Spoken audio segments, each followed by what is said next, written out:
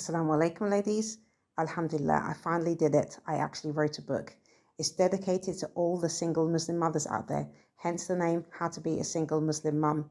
Inshallah, it's available as an ebook, paperback, and it will be available as an audio. Alhamdulillah. Barakallahu feekum, sisters, for the support. Check out the link in the description to get yours. The Niqabi Diaries, Season 4. Bismillah, walhamdulillah, wa salatu salam ala rasulillah. Assalamu alaikum wa rahmatullahi wa barakatuh. Welcome to another episode, Season 4 of the Niqabi Diaries. Alhamdulillah, we have with us another guest today, a special guest for me, inshallah, because she's from what I call my hometown, even though technically Newcastle's not my hometown, but it's the town that I was living in, alhamdulillah, for more than 20 years. Alhamdulillah, so I know this sister personally a little bit, alhamdulillah. Sister, could you please introduce yourself for the listeners and tell us a little bit about what you do, inshallah? Yes, assalamu alaikum wa rahmatullahi wa barakatuh to everyone. Jazakallahu khairan for inviting me on this morning, Sister Summer. So my name's Aisha. I live, as Sister Summer's mentioned, in Newcastle upon Tyne in the United Kingdom. So I work as a pediatric speech and language therapist, but I'm also a qualified parenting coach, which is more of what I do now. And I also do a bit of community work as well, alhamdulillah, in Newcastle. Alhamdulillah, and Allah Mubarak, Sister Aisha, she's a mother of 8. Allah Mubarak, right? Alhamdulillah, yeah. Alhamdulillah. So definitely we're going to get some organizational tips from Sister Aisha today, because mashallah, I've seen her active. I've seen her like how she works in the community, and she's very active. Allah Mubarak, even when having children. So subhanallah, I don't even know. I've never been able to keep up with her activities, basically. So mashallah, she's a very organized lady. So inshallah, we're going to get some tips from her today.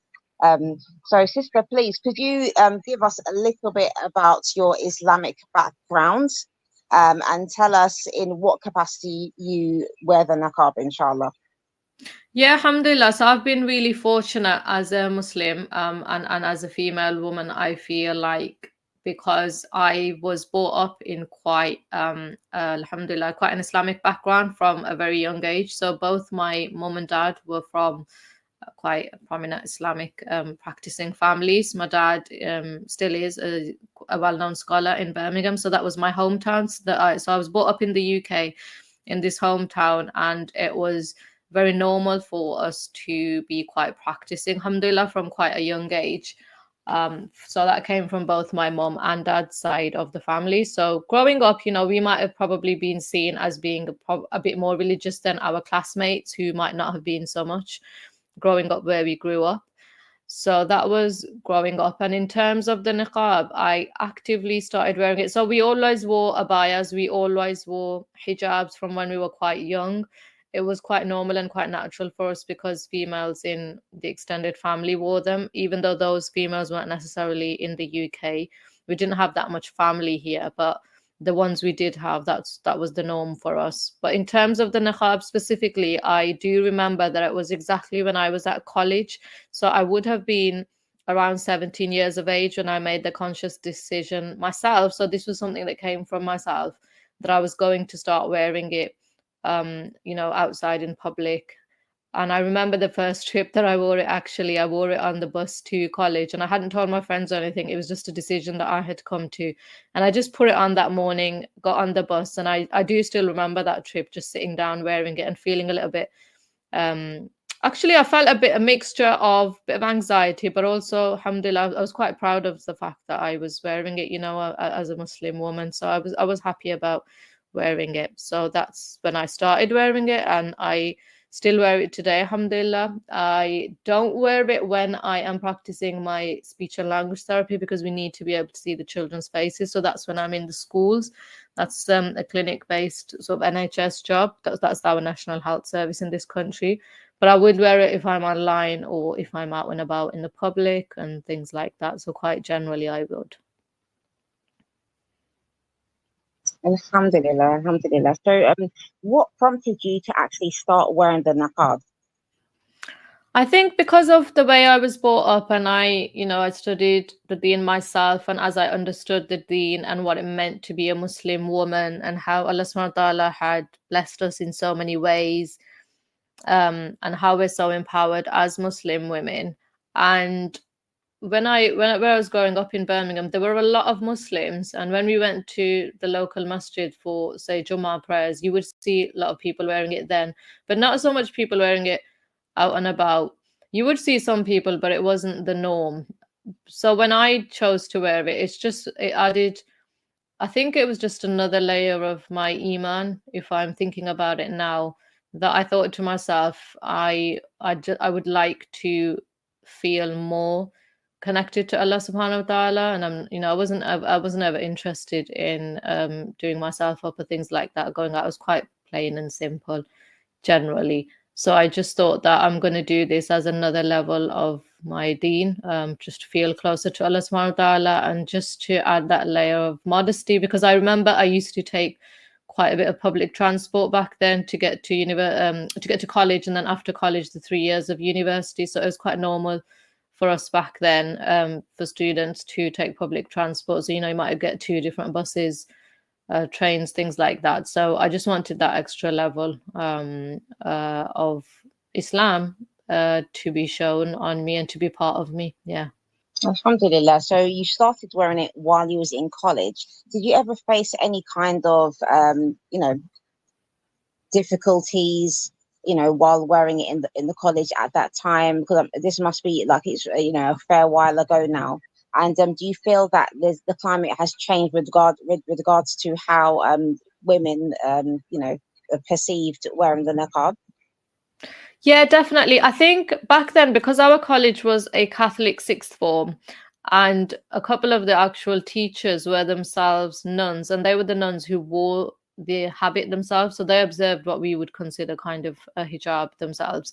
So they were understanding about our religion, and they were quite forthcoming, and they would ask us questions and things like that. I think as a young teenager, it was quite daunting. But interestingly, I would say that it was quite different, your experiences with Muslim sisters, not just non-Muslims, who found it quite strange and would ask questions. I remember one of my really close friends, laughing about it and saying that, oh, I'm not happy because you're standing with us and you're wearing it and I feel uncomfortable. So it was good because it forced me to have these discussions with people in terms of, well, who am I and what do I want to be seen as and what's my identity? But in terms of now, it's absolutely definitely more easy. I think it's more mainstreamly accepted. I think more people are aware of it for various reasons. It's Muslims have had a lot of media coverage over the years from then till now. We're talking a span of 20 years. So I think in Muslims and non-Muslims, it's become quite normal, and it's not considered strange anymore, and it's not considered a novelty anymore. So I think a lot of people are willing, are more accepting of it, and are allowing women to wear it without making them feel uncomfortable. I would say definitely from when I first wore it. So I'm not just talking about when I was a teenager in my home city. When I got married and moved here to Newcastle as well, it wasn't back then the norm to wear it either. I do remember going to certain places here, especially places which were predominantly non-Muslim areas, and feeling a little bit self-conscious about it because I felt like, am I drawing attention to myself and things like that. But it's definitely changed now. Now I don't think there's anywhere where you would go out and nobody would have seen a woman in the niqab. So in that sense, I do feel it's different now. Yes, alhamdulillah, for the better, I would say. Alhamdulillah. I do feel personally like I started wearing the niqab when I was living in Newcastle as well. And I feel that in general, I had very positive experiences in general. And to be honest, the times that I had, you could say, the negative experiences with hijab in general, I wasn't actually wearing the niqab. It was before wearing the niqab when people would like make like negative comments and stuff like that. And that's happened a handful of times. I think that was like literally in the early days, and my children was very small at the time. I think my son was still a baby at the time as well. So that's happened as just a handful of times when I was wearing the hijab. But in the niqab specifically, I didn't really have as some people You know, I know some sisters, for example, you know, maybe they've chosen not to wear the niqab because they're you know, afraid that, you know, people would have like you know, Mm. they would receive some type of negative backlash and things Yeah. like that. And I do remember there was a sister in Newcastle who had gotten married and moved to Newcastle. I think she was also from Birmingham, Mhm. possibly, or around that area, but she had gotten married and moved to Newcastle. And subhanallah, she started wearing the niqab when she got married. Mm. You know, that's something that her husband had wanted. And I remember, recalling from her that every time she used to leave the house, something negative would happen. Somebody would make a negative comment or something like that. And Mm. I was quite surprised, to be honest, because I had been wearing it as a single Mm. woman and never really Yeah. received any kind of negative you know, treatment. And you know, I mean, I just used to go about my daily business on a regular all the time, you know. Yeah. So Yeah. I saw there was quite a contrast there. Do you think that you know, part of your perception as to how the niqab is received by the general public is has anything to do with your personal outlook and maybe your confidence, and you know, the kind of strength that you have as a woman? Oh, definitely. I think psychologically, and I've studied psychology, you know that my background is psychology before before I became a speech and language therapist. And I think sometimes you do you can make that conscious decision as to whether you're gonna perceive things in a negative or positive way. I'm not taking away from people's negative experiences, but you might go out and already have a negative mindset, which may make your mind tuned to receive negative comments or criticism or looks, or you might then even interpret things which might not necessarily be negative in a negative manner. Whereas I think if you go out, you're right, with some self-confidence, with some positivity, with a conscious decision that I'm going to ignore any bad things, because I always say to my own students that you cannot change or do anything about other people's actions, but you can definitely control your own perceptions and your own actions. It's up to you how you choose to move forward with different things that happen in your life and different situations, and how you respond to them. So sometimes it is better to ignore and move on and not give it like a lot of thought. But I do think that when in your own mind you might be going out and you might have this mindset of, oh, things might go wrong, people might see me in a particular way, then you might be more in tune, your mind and your body might be in tune to try and look out for that and seek out that kind of negative experiences and negative perceptions. Again, I'm not taking away from those people who do necessarily have those negative experiences, but I certainly do know of people, and I've spoken to people who have come for counseling or whatnot, ladies who when they're feeling quite down and quite have negative energy or feeling quite depressed, that they might then see everything and anything and everyone as being quite negative towards them, and then the whole experience becomes an unhappy one and a distressful one. So yeah, I do agree that if in your own mind you're quite happy, because as Muslims, let's face it, we're going to face trials, we're going to face struggles in our daily life. Allah subhanahu wa ta'ala has already told us this, and it can happen in a number of different ways. And for different people, they'll experience different things. So it could be something to do with your children, or it could be something to do with yourself, with your own appearance, with how you are. And if we all sat there, and I know a lot of people have done this actually, and they're actually quite able and capable people, but they say that no, I'm not good enough, or so and so might think this about me or that about me. And you'll know this, Sister Summer, when you've maybe first started out doing your podcast, that it does take confidence to put yourself out there. And the best sort of coaches will tell you, you have got to accept a level of criticism, and that comes with the success that you will inshallah get. But you've got to put that to one side and not allow it to interfere with your life and with your dawah and whatever else that you're doing, whatever your mission is, because then it'll just stop you from making progress in your own life. So you've got to be prepared that some criticism and some negativity is going to come my way, but how am I going to approach it when it comes? Absolutely, 100%. And I can definitely relate to, you know, what you're saying, especially with regards to starting the podcast, because I've never liked the sound of my own voice, like Yeah. literally. And but like, and you know that, you know, first I was it was in Newcastle that I got involved with the dawah. And starting to do even the radio show and stuff like that. And I started doing public speaking with the, Islamic Diversity Center and everything. So, I but I never liked the sound of my own voice. So even when I used to have to, like, sometimes they would send me videos of public speaking that I had done and ask me to check it, and if there was anything that I wanted edited out, and I would never listen to it. I would just reply to them, yeah, it's fine, because I just didn't want to hear my voice. And subhanallah, like even now, like, when I think back to those times, I remember, like, I just think to myself, subhanallah, like, I started a podcast, like, and I generally don't like talking much in my podcast episodes. Obviously, like, there's sometimes, like, even now, obviously, we're having a conversation and we're interactively engaging. So, obviously I have thoughts in my mind and I need to express them. But when I started editing and stuff like that, my podcasts, and I have to listen to them back and stuff like that to make sure I take out any bits that don't need to be in there and whatnot.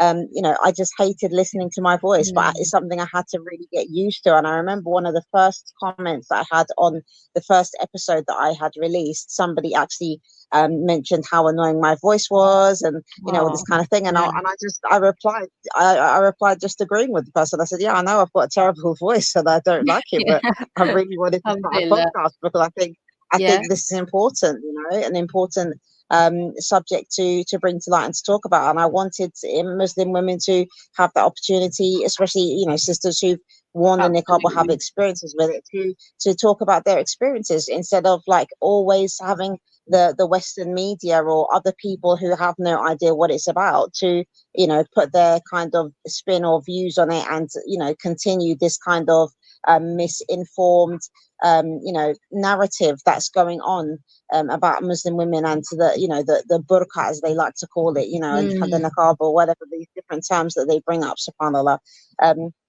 So definitely. So would you say then, do you feel that have you ever experienced any kind of abuse for wearing the niqab in the time that you've worn it? I haven't faced abuse. I have been made fun of. I have heard comments. I remember in the early days when I was in Birmingham, I was shopping in Morrison's, and I heard a man say, like, he was saying it to his wife, but in reference to me, something about Batman or something. And I was very young then. I do remember that. And I think this was even before I started wearing it like full time from college. I think this was when I'd gone to Jummah, because the masjid was across the road from the supermarket. But anyway, so there were comments that happened. And then as I got older, and I think I've said this before, sometimes it's not even the non-Muslims, it's the Muslims. So I had a Muslim mum at my children's nursery gates. I think this was last year. It was definitely last year, who asked me, she was quite intrigued and said, but why are you wearing it? And I said, what do you mean? I didn't understand, like, this was a Muslim mum, where she was coming from. And she said straight away that, no, I mean your niqab, why are you wearing it? Is it because your husband's making you wear it? And I was quite baffled. I said, well, no, I've chosen to wear it. So sometimes it's not even non-Muslims, but I can't say now, I'm thinking that I've had like any awful experiences any more than a couple of comments here and there. And they were very rare, a handful of times. On the whole, I would say I've had, to be honest, alhamdulillah, a positive experience. I remember when I moved into my new house, I remember my next door neighbor, who was a non-Muslim and an elderly gentleman. One day, he saw me in the back garden putting my clothes out. He was really elderly, probably in his 80s or even 90s. And he spoke to me across the fence and said, I know you wear that on your face, and I'm quite happy for you to wear it. I understand that different people dress in different ways. And I said, oh, thank you for that. So I've quite had a normal and positive experience. I don't think it's been, any, I can't say there's been any absolutely awful incidences. No, alhamdulillah. Alhamdulillah, alhamdulillah. So what about traveling and things like that? Have you done any traveling abroad with the niqab at all? Yeah, we've traveled quite a bit as a family. So again, I think it just depends on where you go to. I think in places where there's predominantly non-Muslims, you have had people looking at us. We haven't had, I don't think we've had any comments as such, but when we're traveling, you might just, they ask you at the airport to see your face and they look at your passport. So even then, for example, if you're going to Turkey or places like that, we've had like the female check-in officers saying, oh, can I check you? In India, they were quite respectful. And again, they allocated a female officer for us, and they even took us behind like a curtained area to do the full check, and they explained that, you know, it has to be done, and we understand that you're covering, so we'll assign you a female officer. So it's been okay in that regard. I'm just thinking, I think my youngest sister said quite recently, so she lives down in Essex, that she had an experience where she was trying to get entry into a theme park, and it was a little bit awkward because they wanted to see her face, but they didn't know how to ask her, and it almost became like a bit of a rude and uncomfortable encounter.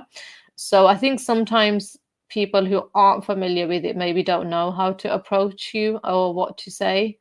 So there is that, yeah. But alhamdulillah, for myself personally, you know, I take the community on so many different trips and things, and we've gone to so many different attractions and places, even out of Newcastle. I think on the whole, we've had quite a positive experiences. And I think in a professional capacity, really, most people look beyond that and they just ask you the information that they need to know. And if you provide that information, I think they're quite happy with it. So alhamdulillah, as to be honest, it has been quite an okay, positive experience. Yeah. Alhamdulillah, sister, mashallah. So I want to talk a little bit about the work that you do, because as I said, you're a very busy lady. So you've been to college, you've been to university, you're married, sister, you've got Allah Mabarak, 8 children, and you're working. So can you just talk a little bit about why you chose your particular profession, and you know, to what capacity are you working at the moment, and you know, just like about Yeah. your community work in general, inshallah. Yeah, sure. So I was a psychology graduate, and I always wanted to go into psychology. But actually, when I had my fourth daughter, alhamdulillah, I took her to a mother and baby group, and there was a couple of speech and language therapists there, and I was really intrigued by what they were doing, and I thought this looks like a really interesting career. So I found out a little bit more about it. I studied about it, and I thought, actually, I think I'd like to go into this. So then I did another master's and graduated as a speech and language therapist. And I knew I wanted to work with children from the outset. I always had done from a young age, worked with children. My mum taught children at home, you know, the Quran and things from when she came to this country. So we used to help her do that. So we really enjoyed doing that, and we were from a, you know, I'm myself from a big family, so I looked after my siblings and, you know, did quite a bit with them. So then I became a speech and language therapist. I initially worked full time, then went to that was not by choice, I had to do that, and then I switched to part time as soon as I could, alhamdulillah. So then it was easier for me to balance family life with work, and I was very local as well. So I was very careful to make sure the timings were with the children's school timing. So I was always there for them when they needed me, you know, in the morning, before school and after school. After that, I was always involved in the community. So I think, you know, as well, because this is from very early days. So when I got married and I moved to Newcastle upon Tyne, there wasn't very much going on for Muslim women. In fact, I didn't know of any groups for women like me, especially not in the local masjid. So because I married the imam of the masjid, which, you know, I thought, why not start by getting ladies together and running some sort of a group here.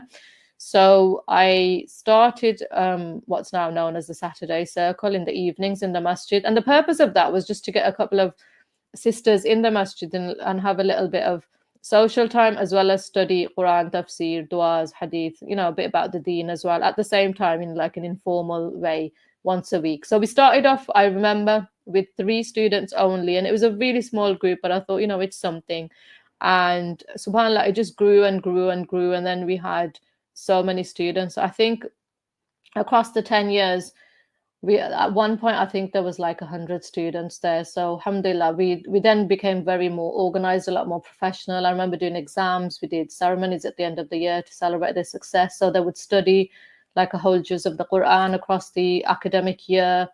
We would then do different social events like coffee mornings, again trying to get Muslim women into the masjid, engaged, giving them somewhere to go, somewhere to express themselves, you know, somewhere to make new friends, especially new women who are then coming into Newcastle. And you know, we were very lucky because we've obviously got a very multicultural, multi-vibrant community, people from all sorts of backgrounds, professionals, non-professionals, stay-at-home mums. So that I did for 10 years, all the way up until COVID, actually. And then I had a baby a little bit early on, so she was born prematurely. So then I took a back step from that. I thought I've given the masjid, quite a bit of time, and we built something up really successfully, alhamdulillah. And around that time, I became a parenting coach, primarily to help my own children, because I had loads of children at that point, alhamdulillah, and I was trying to get a bit more organized. And because I found what I did quite useful, I thought, let's help other parents. So then I went into parent coaching, and to do that, I set up my own company, Cup of Parenting. So that became the community work that I then started doing in a bit more official capacity. So I was trying to secure grants and doing a lot more work. So, taking children on trips, getting them involved in activities, getting involved in the Newcastle's Best Summer Ever program. So that's about taking children who are on free school meals out for a day, or just getting them involved in physical activity, recreational activities, and providing them with a meal. So we did run that program. We're still running that program as well, alhamdulillah. And then around that time, I also started homeschooling my children. So my own family life could be a bit more structured around the way we wanted to do it. So that was around COVID time. So most of them are homeschooled as well now, alhamdulillah. So in terms of then going back to work, because I was blessed with another baby, alhamdulillah, I only went back. I think at that point it was 1 or 2 days a week. And I was really lucky that my manager allowed me to do that. I was also lucky that through COVID, it was a blessing for us, because for the first time ever, our profession were allowed to work from home, and we did a lot of online working, which was something unheard of before. Because as speech therapists, we were usually out either in community clinics or in schools or in the homes assessing children, working with the children directly, but we couldn't because of the pandemic. Well, alhamdulillah, it meant for me, actually, it was a massive blessing in disguise, because it meant I could nurse my daughter, who was still breastfeeding. She was very, very small, but also, online, do my job. And we were allowed to go back in a sort of more flexible manner. So my work at the moment is only 1 day a week, alhamdulillah. And because I want to spend more time, not only with my children, but getting my own children, who are now quite involved in my community work as well, which I can do on my own terms, timings to suit me, and pick and choose projects that I enjoy doing. So yeah, alhamdulillah, my own little group has now grown to over 200 families we have. And they are mostly Muslim mums and Muslim children. And we do all sorts of activities with them to try and get them skilled up, give them a really good, positive childhood experience, alhamdulillah. So yeah. Alhamdulillah, Allahumma barik, mashallah. So this new work that you've recently been doing is something that I'm familiar with, because I'd already left the UK. I think the time that you was getting started with that. Yes. So how do you actually go about doing your parenting coaching and stuff? Is it an online based something, or is it still within the community? Like do you meet people face to face while you're doing it as well, or is it mostly like an online thing? Yeah, so that's a good question. Yeah, it's a combination of both. So when I started I qualified in positive parenting specifically, and something called Incredible Early Years. So I combined them to make a 6-week positive parenting online coaching course. It was supposed to be delivered in person, but the very first time we delivered it was during COVID. So obviously we couldn't meet in person. So a few times we did the 6-week course online. It went really well. But then, funnily enough, a school where I was working as a speech and language therapist, the head teacher got in touch with me and said, "Oh, I've heard from someone that you have a podcast." And at first I thought I was in trouble. And I said, "Oh, yeah, I do." And she said, "Oh, it would be great, if you could come in and do something with our mums," because she was talking about how, a lot of these children who come up and they need speech therapy or other forms of therapy, actually, we should be targeting and helping them when they're quite small. And she was absolutely right, because usually these children you're supposed to help when when they're babies, and help the child themselves, the environment, the way the parents interact with them. All of that is so crucial in those early developmental years. So she asked me to come into school. So then I got in touch with the school, with the trust lady responsible for organizing programs, and I asked her, would you be interested in having me? And she said, oh yeah. So then they asked me to come in to deliver 2 parenting programs. So this was a mixture of parents, Muslims and non-Muslims. And I delivered the program there twice in person across the 6 weeks. So that went really well, alhamdulillah. And then I'm going to be delivering it again, this time online, for people from our community. So it's a bit of both. It's better to do it in person because it's a very practical program. So it's not just me talking or lecturing people. It's actually making the mums or dads experience exactly what the children would experience at certain points or when you use certain strategies, and then showing them which strategies work and why certain strategies don't work.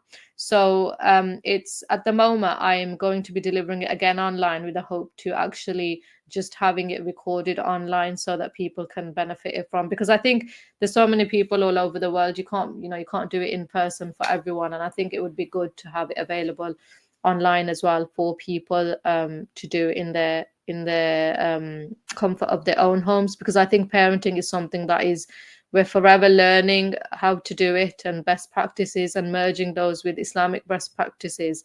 And also I think there's always going to be people having children who will always be faced with these same problems or dilemmas or issues when it comes to parenting. Absolutely, I couldn't agree more. Anna. I think it's really important, and I can't think of anybody more fitting to do this work than you. Obviously, you have the experience as about it, so it's like you're, not just sharing your own personal experiences, but you're learning at the same time and implementing what Mm. you're learning as well. Alhamdulillah. So, what I really want to find out from you is how you manage to balance everything, because you've talked about positive parenting, but how do you personally stay so organized and keep on top of all these different things you're doing? Because since I've known you, you've always been studying and working and having babies. Like, I'd always be surprised, like I wouldn't see you for a while, and then I'd see you, there'd be this another, like, mashallah, little baby, and I'll be thinking, okay, wait a minute, this is not the same one as before, right? Like, subhanallah. So yeah, so you talk about this in a very casual way, but like this whole time that you've been doing all these things, you was having children consistently throughout this period as well. Allah Mubarak. So yeah, can you like give us some organizational tips or something for, especially for mothers or maybe mothers to be who are listening and wondering to themselves, how am I going to carry on my studies, or how am I going to like still do this Mm. work that I've been doing or whatever, because sometimes people feel they need to drop everything, and maybe for some periods of time you may need to stop, some work Mm. or some study, but like, can you just from your own experiences as well give some examples of times when maybe you've had to take different pauses and how you get back into the flow of things too, inshallah?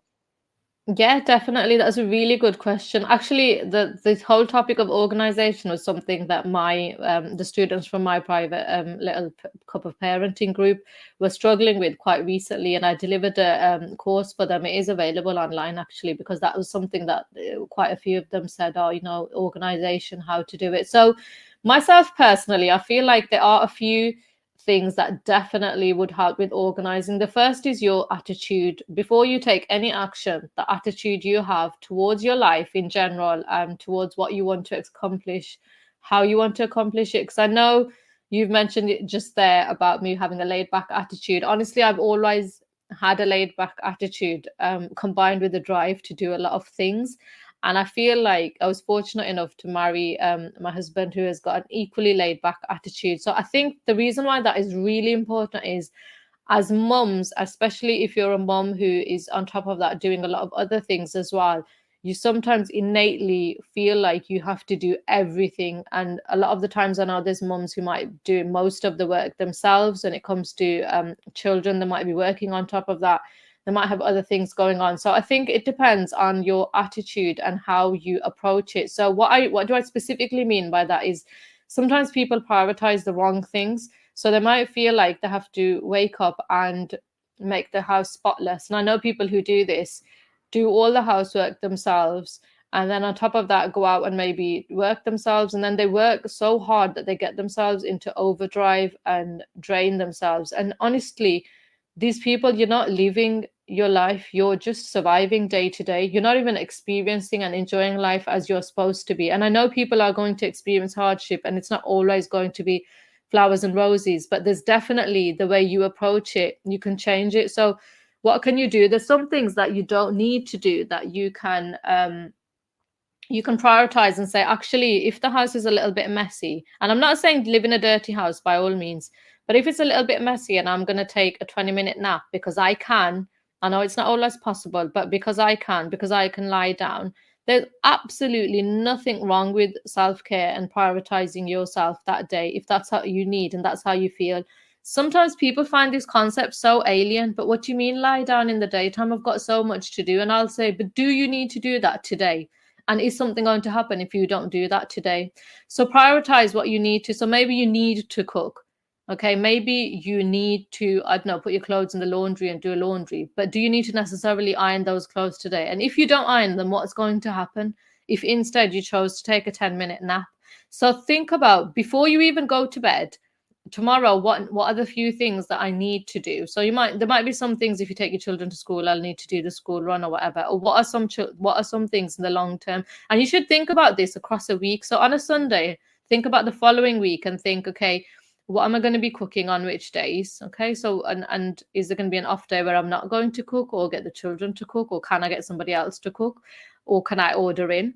And think about, schedule a little time in for yourself to do whatever you like doing, whether that's painting, relaxing, reading a book, sitting down. Do nothing if you want to do nothing, but you're not a machine to need to do something all the time, every time.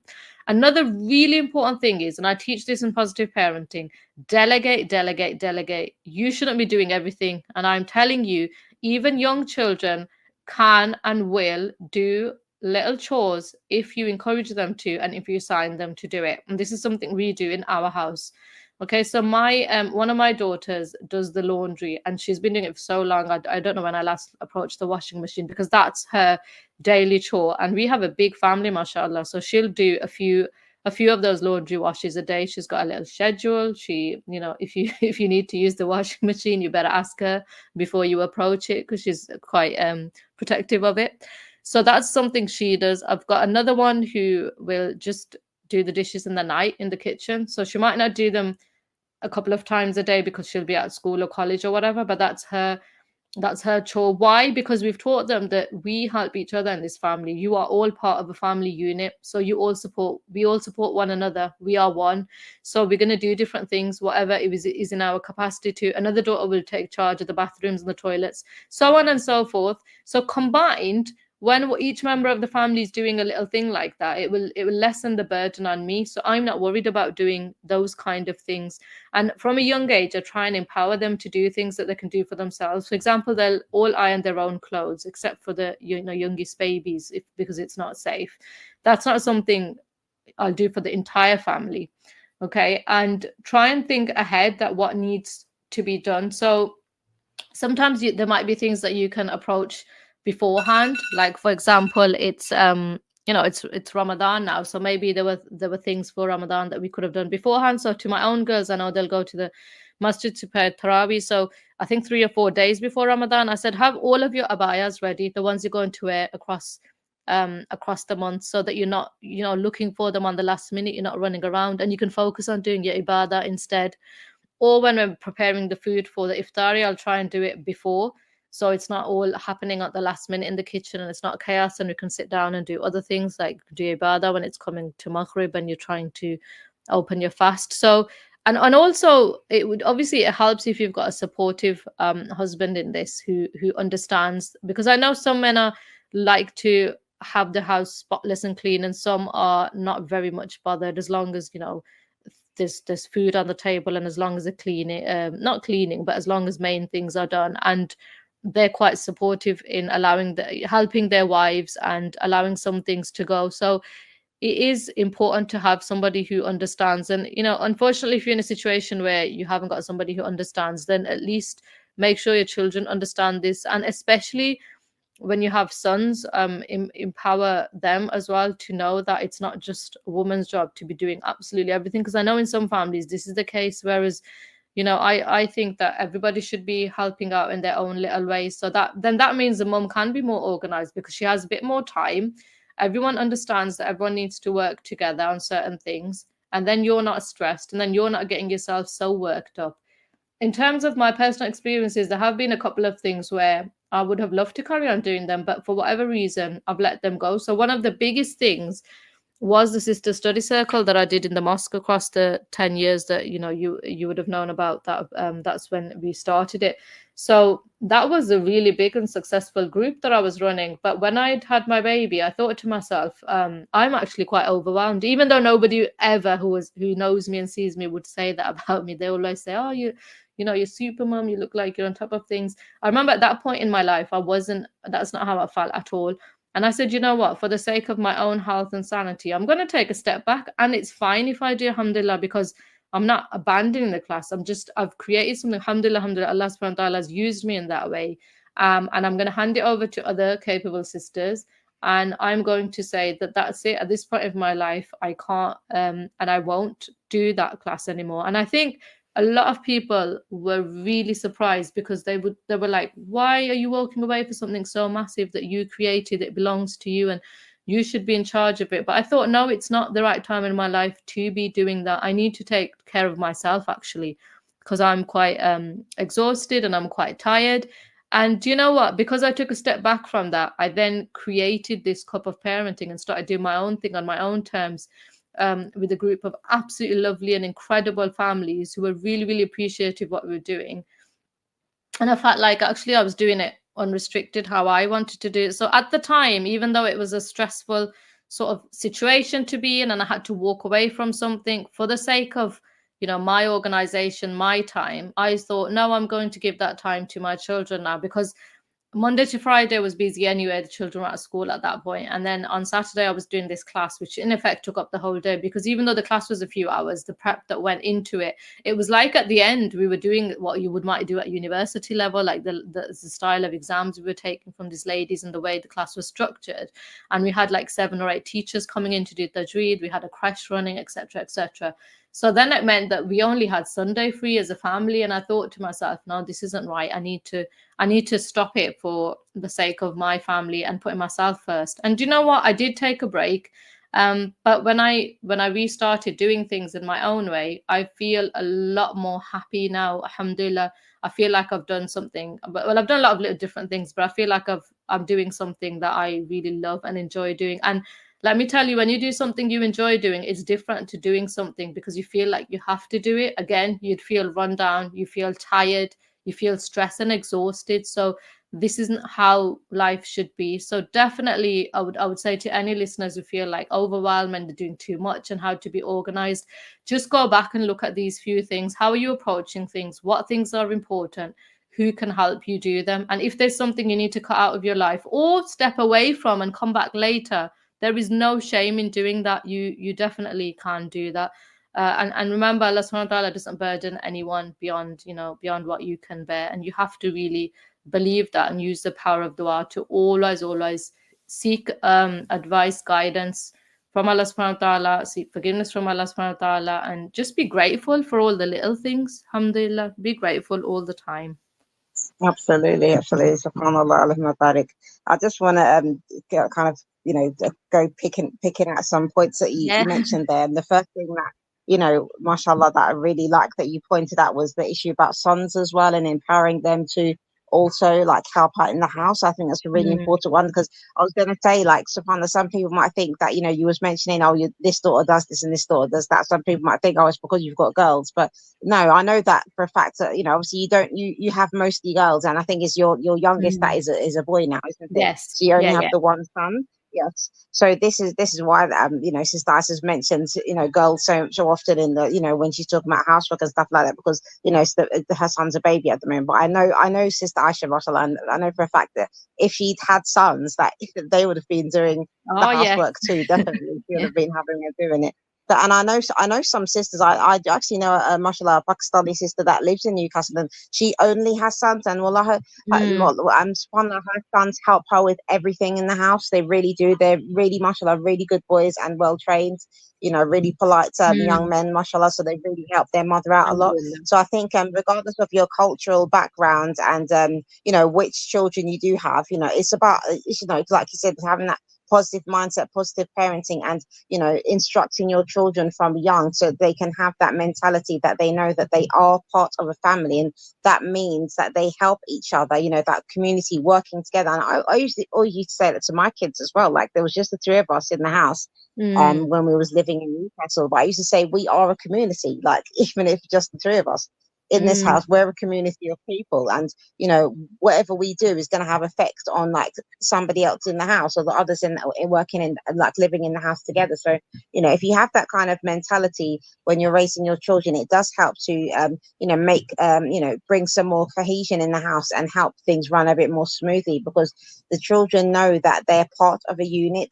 Being part of a family isn't just like, oh, these are my siblings and that's it kind of thing. That they should feel that these are the people that they have some responsibility towards them in some capacity, and that whatever they do, and their presence is felt in the home as well, and that they are valued as well. Do you know what I mean? And not because they're doing housework that they're valued, but they are, they're just part of something.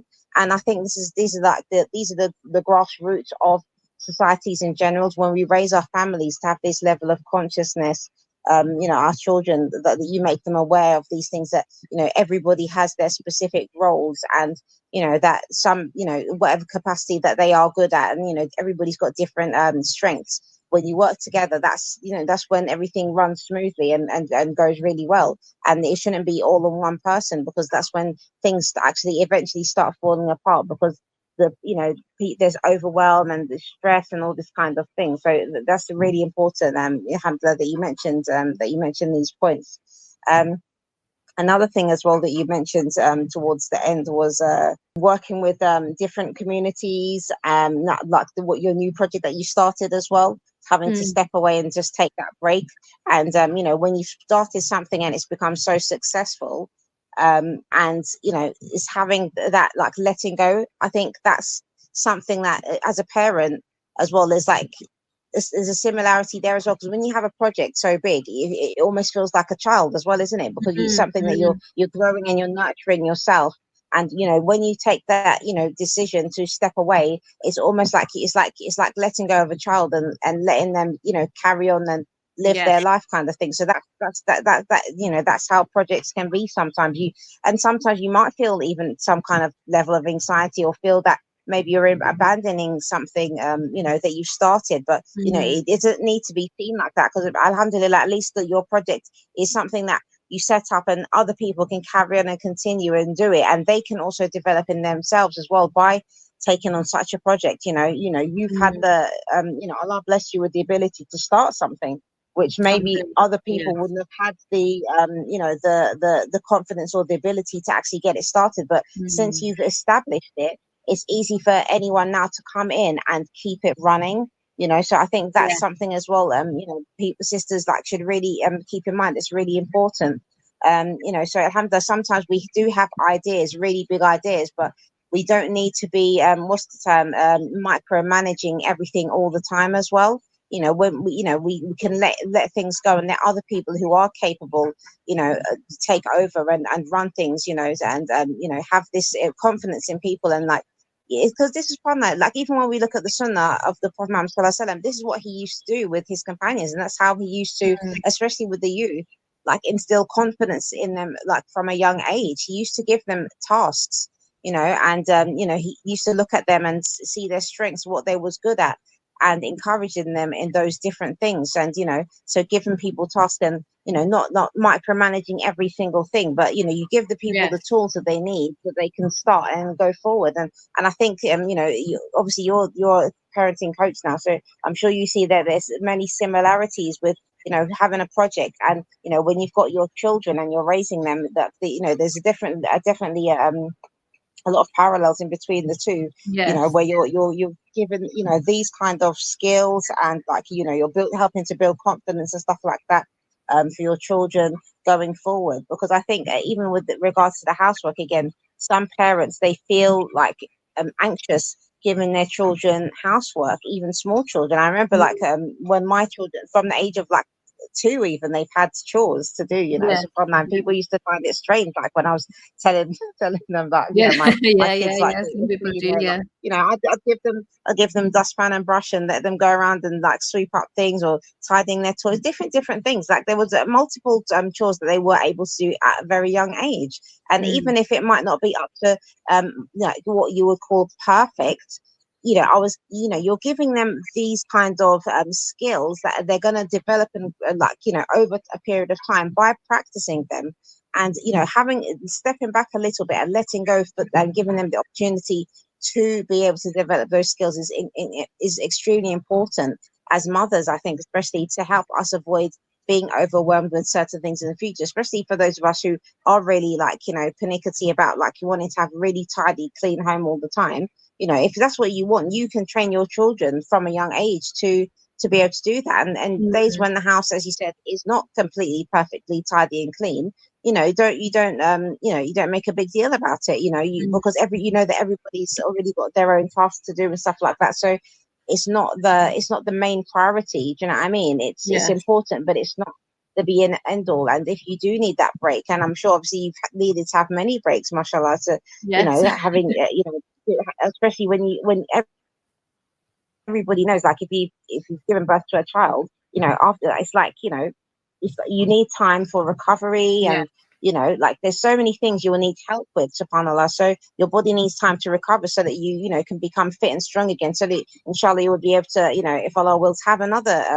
child in future. So it's really important, that recovery time after you know, giving birth itself. I wanted to know, do you have any kind of because I know some sisters who are in a situation where they maybe don't have family really to help them Mm. after giving birth, you know, and I think for some sisters in that situation, they're even, you know, they're worried, or if they feel anxious if they could possibly even get pregnant again, you know, because they feel like, oh well, Mm. I don't have anybody to help me and I'm already feeling overwhelmed right now, and you know, there's just too much on my Mm. plate. I've got these kids and my husband maybe he's too busy with work. So subhanallah, like, do you have any, like, you know, maybe I know you've mentioned some things already, but do you have any kind of further practical tips that you would give to a sister in such a situation?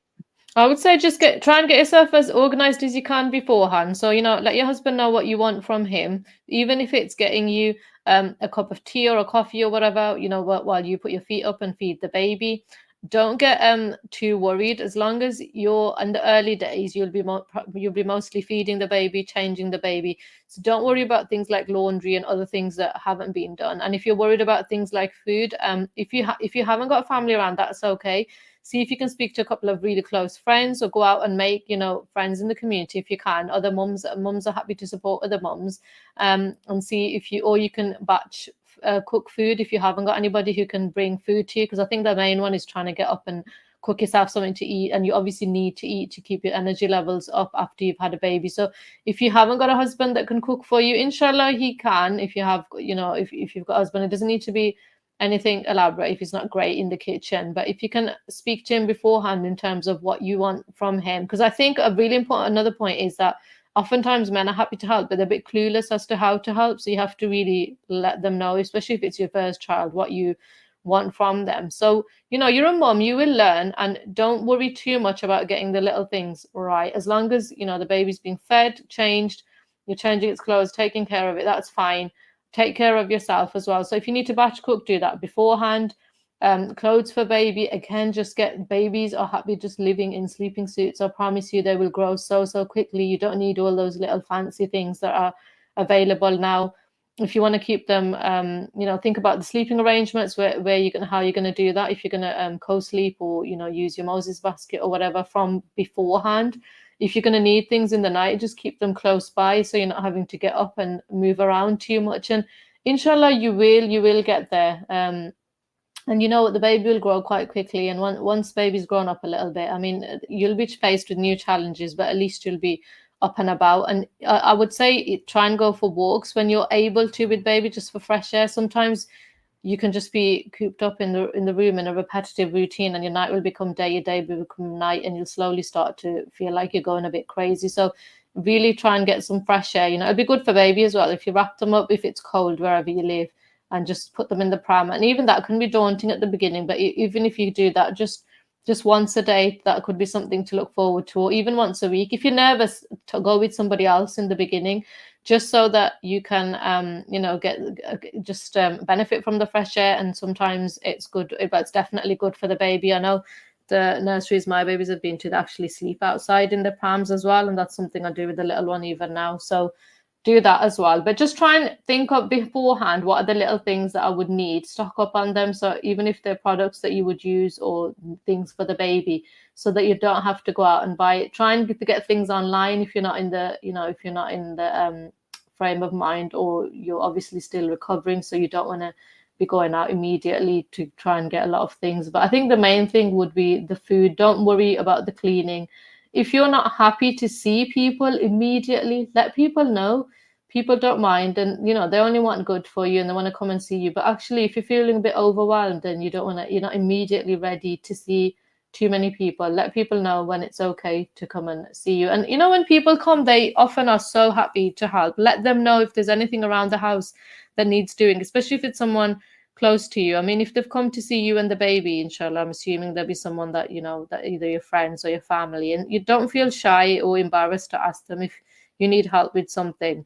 Let them know, inshallah. Or if you need, you would want them to. I remember one of the times, because my husband obviously was really busy with the masjid work and things like that. I remember one time I asked my best friend just to come around and hold the baby while I took a shower, because I really hadn't taken one, and it was really nagging me, and that was really important to me. And that might be something that people might think that's an odd thing to do, but it was great. It was fine.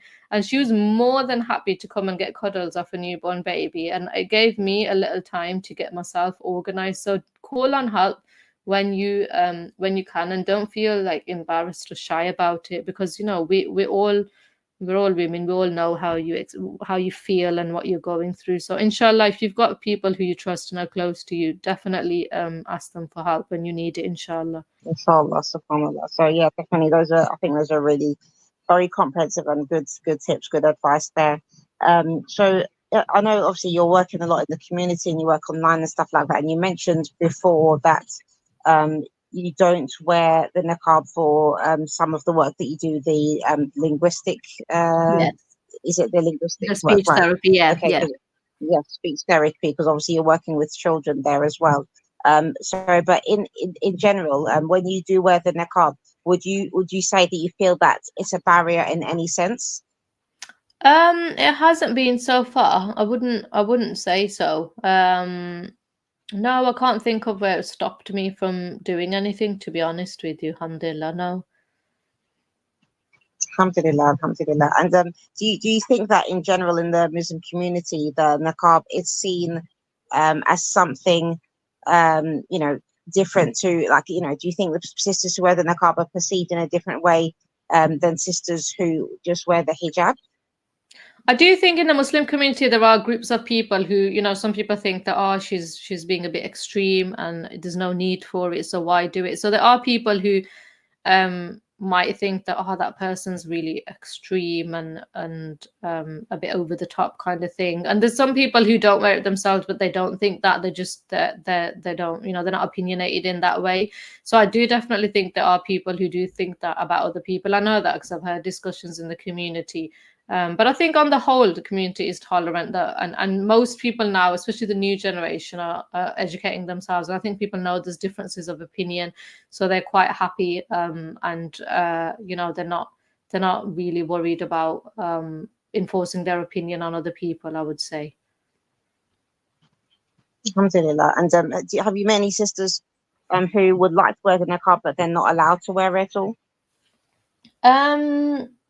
No, I know of some quite young sort of girls who have started wearing it now, alhamdulillah. And I know, interestingly, there's a couple of sort of college age girls I know in the community who've started wearing it, but their parents don't have, like, for example, their mum might not have worn it. But I don't think, I think because today's generation is quite different, and I think they're quite happy doing their own thing. So, whereas in our time, we might not have done it if we didn't get an approval. I think this generation are quite happy doing their own thing. So I know these girls in particular, their mothers wouldn't maybe I don't know if their mothers necessarily said they can't wear it, but I know their mothers didn't wear it, and so, but these girls have gone out and worn it. So I would say that they're quite confident, and trying to empower themselves with knowledge so that they're happy with their decisions. So I don't think they've been stopped from wearing it, but I think despite it not being the norm, they've still gone out and worn it. Okay, alhamdulillah. And what about sisters who've been forced? Have you ever met a woman who's been forced into wearing the niqab? Like you mentioned earlier that a sister asked you if your husband was making you wear it. Yeah. No, actually, I don't know anybody who has been forced to wear it. On the contrary, I know people from when I was young. So, for example, my best friend growing up in school, not even in college, in school, was the complete opposite of me. So, whereas I came from a religious family, she was not so. So, she wouldn't have she did not wear the hijab itself, and I did. So, we were absolutely polar opposites in every way possible, but we were the bestest of friends. And now, now she's got a couple of kids as well, alhamdulillah. She has come towards the deen and now has just recently started wearing the abaya, but wearing the jilbab. She doesn't wear the niqab, but if you had told me 30 years ago that was her, I wouldn't have believed you. So alhamdulillah, I think if anything, more people are becoming more educated for various reasons, different incidents going on around the world, and people are coming towards the deen for various reasons, in my experience. And actually those individuals are choosing to become more closer to the deen and Allah subhanahu wa ta'ala, and probably doing more things like my friends. So they're the ones who are actually starting to observe it, and you can't say at all that they're under pressure or they've been forced to. Rather, that they're quite outspoken people from a young age, but they've come to the decision that actually that's what we're going to start doing. Alhamdulillah, alhamdulillah. So what kind of advice would you give to sisters who are contemplating wearing the niqab? Just do it, sisters. Just think about how long have you got left on this dunya, first of all. How long have you got? I'd say that to anybody about anything, and that's what I think myself. In terms of your age, is it guaranteed how long you're going to live? And maximum, how long have you got? So if there's something that you're thinking about doing, just go out and do it. Don't let thoughts stop you, and don't procrastinate. That's the worst thing you can do, because the more you procrastinate, the more you talk yourself out of anything, not just wearing the niqab. So if there's a positive thing that you're thinking, I think I might do this, but just move that button if out of the way. That's from shaitan, and just go ahead and do it. What is the worst thing that's going to happen? Someone's going to say something, someone's going to make a face. That person is then going to go out on with their life, and they'll probably never see you again, and you'll never cross paths with them. And even if you did, if that's the most they're going to do, how long are they going to do it for? The first time, the second time they see you? After that, who cares? Don't let those people determine or dictate how you are choosing to live your own life. At the end of the day, on the day of Yawmul Qiyamah, when you're standing before Allah, you're accountable for what you did, not what anybody else did, or not what anybody else said. So just think about your own self. Inshallah, Allah subhanahu wa ta'ala will help you. Absolutely. And I forgot to ask you more about your YouTube channel that you started. So I want to dip into that again, actually, if that's okay. Because alhamdulillah, I was really happy when I saw that you had started a YouTube channel, Mubarak. So if you could talk about that exactly, and how that's related to your current project. And as well, we need to definitely put all the links and everything that you've got for your online courses in the description box, so that people can also get in on that, because I know you're doing various classes and courses and things like that. Yeah, Jazakallah khair. And actually, the funny thing is, YouTube was the last thing I did. So I had I've got a Facebook page, and I put up an Instagram, mostly because when I was doing my when I was doing coaching relating to my business, all my parenting things, they said that, oh, that's something you have to have. And I thought about it for a really, really long time. I did think about it for a long time, and I read loads of articles, and I listened to lots of lectures and scholars about putting yourself out there, and then I thought about the criticism that you might get. But then the more I listened to and got myself educated in that field, the more I thought, actually, why am I doing this? I'm doing this so even if it could help one other person, in the same way I've helped people in the community, alhamdulillah, through the blessing of Allah subhanahu wa ta'ala. Allah has used me in that way in various different things. I thought I could help people on a much wider scale, because when I did my parenting courses, these were people unknown to me who had found me online through my online webinars. So I thought, if I put myself on YouTube, and that was as a result of doing my Cup of Parenting podcast, which was first just an audio podcast. So that was actually something that I did, because I thought, let's start putting my lectures online. And that became so successful, alhamdulillah. That's something that I thought, actually, if I record it at the same time, I can have a video version. But then I thought, I looked more into YouTube, and I thought, if I can put some lectures and lessons out there that I do in the community anyway, and present them in a certain way, then inshallah they might help other people. So yeah, so that was related to the parenting thing, but also there's a few different topics I cover. So there's parenting, but there's also self development, productivity, and all a little bit about business, if there's any Muslim women out there who want to set up their business, because I'm in the early stages of that. But I thought it'd be good to document my journey again, if it helps any other Muslim women, because when I looked online, there's not a huge amount of Muslim females that are doing what I wanted to do. So I thought, actually, there's a little gap here where there are some, and I thought, it's good if other people can learn from you. And I think the biggest feedback that I was getting from my students is, it's different when you hear it from coming from a female like yourself compared to a male. And I'm not for one second disrespecting male scholars, but I think sometimes they might not have the same. I know in certain issues they don't have the same experiences as you do as a female, especially as a female who's had children or living in certain countries like we do in the West, where you have certain issues and problems which you have to really tailor the response and the advice you give according to people who live there, because then it can be practically used by them. So that was my sort of aims and objectives behind the YouTube channel. I thought, if I can put out some advice that might even help one or two people, then alhamdulillah, that's a good thing. Alhamdulillah, absolutely. I think that's really brilliant. So inshallah, we're going to put the link to your your website and everything, so that people can easily get in contact with you. And I wanted to ask you, what was the inspiration? How did you come up with the name for your podcast, actually? Oh, that's a good question. I get asked this question a lot, especially when I'm networking in the community at events. The not the Muslims, all the non-Muslims will ask me, "How did you come up with it?" So I know there's obviously, you can use your name and you can use different things, and I wanted I wanted it to be so that anybody, regardless of their background, regardless of whether they're Muslim or not, could get some parenting advice.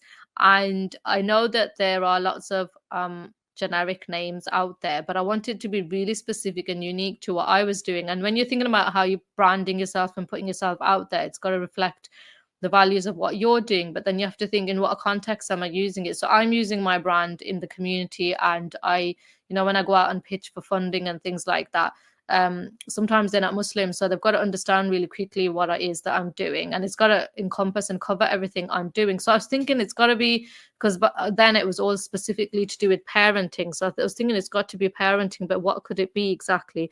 And then I thought, what am I giving them? I'm giving them small, practical doses of advice for parents. So that advice might be related to parenting, or it might be related to other things, like I've said, like development, for example, self-development, productivity, things like that could help parents. And I thought, I'm going to give them small bits of advice in every medium. So whether that's when I'm doing a podcast or a YouTube channel that they can then go and implement. So I thought, actually, I'm giving them cups of advice. So then I thought, cup of parenting. So that became our logo. So I thought all mums, when they're stressed, drink tea or drink coffee like me, if you're Yes, a coffee lover. So yeah, give them cup of parenting advice. Alhamdulillah, because when I heard the name, that's literally, I was thinking about, like, that's like it can be the highlight of a lot of parents' days, just to sit down and have a cup of tea or a cup of coffee or a cup of hot chocolate or whatever it is that they like, just to sit and have that time to have that cup of whatever it is. So I thought that I really like the name, actually. Alhamdulillah. So that's why I asked how you came up with it. That's a good question. Yeah, alhamdulillah. So when you're working, especially with the non-Muslims, like, how do you think they perceive you as well, like being a Muslim woman and doing this kind of work? Do you feel they're I don't know, I don't want to say like impressed, but like, do you feel like it's like a novelty, or like, do you feel that they're surprised by the fact that you're a Muslim woman and doing this kind of work, or do you feel like it's something that is more of the norm now, especially like the ones you work with in person? No, I think everything you said at the beginning, they are definitely the surprise. They are impressed. Of course, it comes from Allah subhanahu wa ta'ala, so you have to, have to keep yourself humble. But I've had people approach me and said, this is incredible what you're doing. And I don't know if it's necessarily because I'm a Muslim woman or if I'm just a woman, or I guess it is a bit, because I do tell them that I work with a certain ethnic group, which I feel like that those children aren't getting the same opportunities as other children, which is why I primarily chose to work with them, not just because they're from my community. And they definitely tell me that they're impressed. But it's good because then they want to work with you and they want to offer you projects that they're doing to do with your children. And I think it's about having respect. And at the end of the day, that all comes from Allah subhanahu wa ta'ala. So there was an individual who has worked with us, and he is from it's called the Center for Life Center, which people who live in Newcastle are quite familiar with it. And he's really respectful of what I do. And in a sort of meeting the other day in front of lots of other people, he said, I was telling people that, we've had this group of women and children, so if there's anywhere we can bring them in the holidays, we're quite open to coming to new places. And he immediately piped up and said, if Aisha says she's bringing a group, she'll bring a group, because for them, he spoke to me and he said that it's really impressive the way your group respect you and they look up to you, so much so that they wouldn't enter the life center, even though we said to them they can come in. But they said, no, we're waiting for you because you're the group leader. And he said that in itself impressed him so much, that here is, somebody in the community who's, I don't like to think of myself as a community leader, but this is what he was saying, that this is the impression he got, that somebody who's got that leadership, that these people are so loyal to them. Again, this comes from Allah subhanahu wa ta'ala, but yeah, I do think they find that really impressive. And I think they do find it, I guess fascinating, but they respect you for it, alhamdulillah. And it's good because it means that we can get more opportunities and pass those on to these families, these women, these children. So in that sense, I do think that they find it amazing. Yeah, alhamdulillah. Alhamdulillah, I think that's really, really, alhamdulillah, that's a definitely, as you said, blessing from Allah subhanahu wa ta'ala.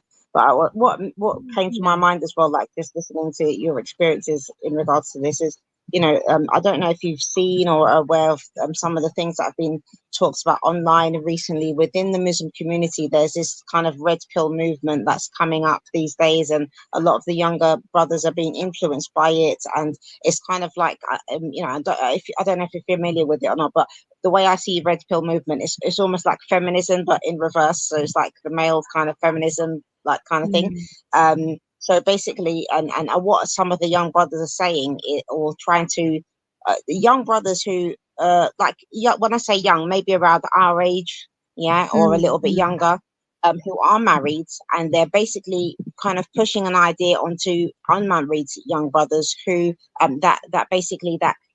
When they go for women, like they shouldn't, that men aren't interested in women who have an education. They're not interested in a woman who, is like has these kind of like different skill sets. Basically, it's like the only reason why a man is looking to marry a woman is so that it's because of her beauty and so he can have lots of kids. And I'm not saying that those things aren't important, but I think as Muslims, when even looking at the Sunnah, we see that the women at the time, especially female companions, the most prominent of them were chosen for marriage other than because of their looks and because of even childbearing capabilities, because you don't even know how many children you're going to have anyways. That's with Allah subhanahu wa ta'ala, how many kids you're going to be able to have or not. So they was known for the strength of character and it being intelligent and all kind of things. We see that in the Sunnah. So could you kind of talk from that perspective as somebody who is very active in your community? Alhamdulillah, Allah Mubarak, you have many children as well, and you are, as you said, married to the Imam himself also. So I personally think this idea is completely ridiculous, but because obviously it is, and obviously you're testament to that. But just to encourage younger sisters as well, and obviously from your experiences, because even with your husband as well, you must know obviously like some from some of the work that he does as well, about what men are really looking for, and when it comes to marriage and things like that. 'Cause I think that's a growing concern for some of the younger sisters now. They're being told that if they pass the age of 25, they're basically they're going to start aging like milk, and nobody's going to be interested in them, and they wouldn't find a husband.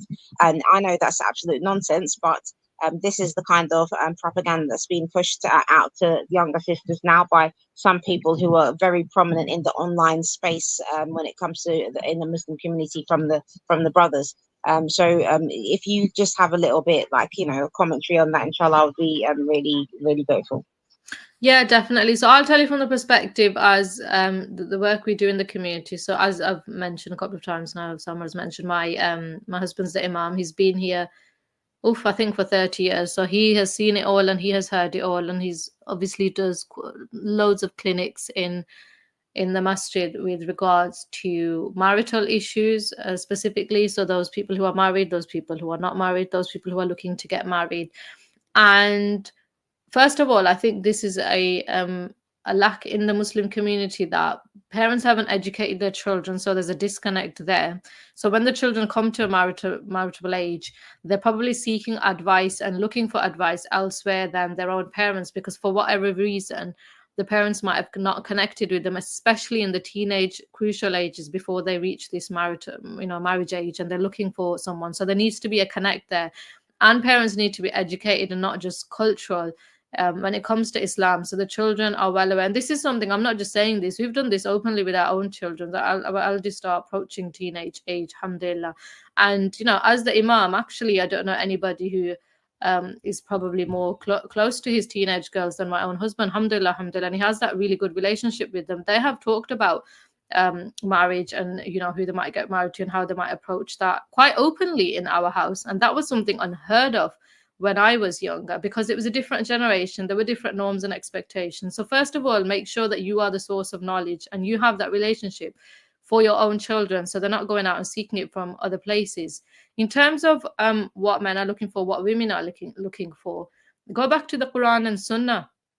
Women, they want to be loved, they want to be queen of their houses, and men want to be respected. This is just going back to the absolute baselines. And it's silly to think that people shouldn't be educated or shouldn't be X, Y, and Z, because you need emotional compatibility with your partner. And I know so many people where there's immaturity on one side or the other side, and there's a mismatch in their marriage, so they're not being fulfilled. And then what are they doing? They're going out and seeking non-lawful and haram methods of fulfilling themselves, because they're not getting that within the marital unit. But they don't want to get divorced either, because they want to save face, or they got married to the wrong person to start off with. So go back to the basics in what is required. And I strongly feel like, people should almost go through a premarital course if they can, to empower themselves with what are the expectations on each other, what are the rights of a woman over a man, a husband over a wife, and a wife over a husband after they get married. Because I feel like, especially nowadays, so many people are in love with the idea of marriage, the dress, the cake, the venue, the car, that they don't have any idea, or they don't pay any idea that actually when all that finishes and everybody goes home and the party's over, you're living with this person for the rest of your life. So have you thought about what your expectations are with each other? And I'm saying this for someone, I got married quite young, alhamdulillah. We're both quite young. And we both came from completely different cultural backgrounds as well, because we were brought up in different countries. However, alhamdulillah, we both compromised and worked with each other in terms of what we wanted out of our life for each other and for children. And this is something, when you see problems coming up in society, we, in the Imam's office, there are families sitting there where there's disputes going on, there's upset going on, there's girls who want to marry boys or boys who want to marry girls who the families aren't happy with. But this dispute didn't start at that point. It probably started years ago, when maybe you weren't fulfilling your right over your children, maybe you weren't educating them, maybe you weren't connecting with them, and now all of a sudden here they are, insistent that they're gonna get married, or they have these ideologies and their views on marriage. And as a society, we failed these children, and it's everyone's responsibility. It's the parents' responsibility, it's the community leaders' responsibility, it's the masjid's responsibility. And in this sense, I've said this on a podcast, that we are underfunded and under-resourced. as much as, because there should be more out there for these youth to do in the first place, so that they're not going here and there and getting views where they shouldn't be getting them. But at the same time, they should be so empowered with education that they can make informed and correct decisions for their life and what's going to benefit with them, instead of running away with these trends, or with seeing people who they think that, oh, this is an ideal because this person looks flashy and what they're saying resonates with me. Why does it resonate with them? It resonates with them because they haven't got any other role models. Primarily, their own men in their family should be the role models. Whether I'm talking about whether that's male children or female children, they should have strong, powerful role models in the community or in their families that they can go to for advice, or they can look up to and think themselves that, when I'm married, I'd like to have a life like this, and these are going to be the expectations on me. So we need to think about these things. This is a really, really important topic. I could do an entire talk on that alone, Sister Summer. So that's all I'm going to say about that. Well, definitely. Do you know what? I'd love to have you back on and just talk about this subject, inshallah. So, inshallah, in future, when and I really, really appreciate the time that you've given me today, because obviously I know you're busy, so I really respect you so much for that. And it's just nice to be able to. It's just nice to be able to speak to a sister who, but just knows what she's doing, if that makes sense. Like, subhanAllah, like sometimes it can be difficult to get interviews with sisters or having like these kind of discussions, because it's organization, especially time management skills, is something that a lot of people have difficulty with. And I just respect you so much for having such a large family, and a young family too. It's not like your kids have all grown up now, but mashallah, you've got a young family of somebody who's been educating yourself and things like that. And alhamdulillah, you're obviously a very active member of the community, and even just being an imam's wife itself, I think, is that in and of itself is a job. We haven't really even touched on that side of things really, but subhanallah. Yeah, like, and I'm just saying that as somebody, alhamdulillah, and I'm in my second marriage now, but alhamdulillah, like, I really feel now like I'm getting to experience what it is like to be a wife. And it's only been alhamdulillah, been 4 years now, but like I feel like being a wife is a job. Do you know what I mean? And alhamdulillah, I'm very happy. I'm very happy, alhamdulillah. So I'm happy with my job as a wife. But it's not just something you just, like you mentioned it. People don't think about after the wedding. They're thinking about just all these lovely, flashy, fuzzy things. And I'm not this type of person, anyways. But I think that's what people need to like have, that realistic ideas in their mind, and understand what a marriage is really about. And that's these are the kind of questions that people need to be asking when they're having meetings with potential spouses, for example, like about compatibility, about what the expectations of each other is, and obviously understanding the rights over each other as well. These are very important things. But subhanallah, like, I know that definitely, like, now I'm being like, even with a husband who is helpful and fulfilling his rights, his obligations as a husband, still, like, you still, as a woman, like as a wife, you have that, it's a role you have to perform, subhanallah. So it definitely is a job in and of itself. And so, and I wanted to mention that as well, specifically as well, for even sisters who might be listening who don't have children. Do you know what I mean? Because sometimes like we sometimes those sisters who haven't had any children but have been married for many years, maybe they feel like, oh, people also don't think that they have much to do also, because you know what I mean, because obviously, like, but they might be very busy too, because of the schedules of their husband and stuff like that, because it's like being a personal assistant sometimes as well. It depends, like, obviously, on what your husband does. But there's a whole another thing that goes into all of that too. But definitely in future, inshallah, I would love to have you on again to talk about these other issues, because I know that you've got so much so much that you can pour from your cup, inshallah. Inshallah. Yes, definitely. Yes, inshallah. So, inshallah, I'm going to ask you the last question now to round up the interview, because I know you've given me an hour and a half of your time already. Alhamdulillah, Allahumma barik. So, sister, what does the niqab mean to you?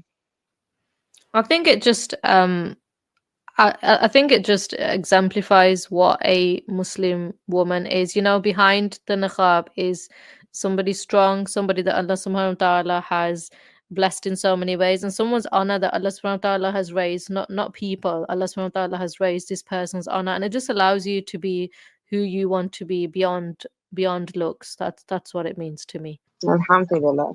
Barakallahu feekum, sister. Thank you so much for giving your time to it. And may Allah subhanahu wa ta'ala bless you and your family abundantly. I mean, you guys are doing so much work in the Um, community. I know it's not easy, alhamdulillah. Like that's Newcastle, I feel like that's definitely that's my home. I feel like it's my hometown because when I became a Muslim, that was the place that I moved yes, to and started my yeah, life as a Muslim, so I really feel deeply connected to Newcastle, and it's such a beautiful place to live. I think even the non-Muslims as well. I think that one of the things that I really appreciate about them is the way that they care and respect family. Like there's a really strong kind of feeling of yeah, family there when yeah, that's my experience as well. So especially being born and raised in London, you feel, I think it's something you feel when you move to Newcastle that people really family is held in very high regard, and that's even with the non-Muslims. So alhamdulillah, it's something that I feel deeply connected to that place. Alhamdulillah. Barakallahu feekum, sister. Assalamu alaikum wa rahmatullahi wa barakatuh. wa alaikum assalam wa rahmatullahi wa barakatuhu.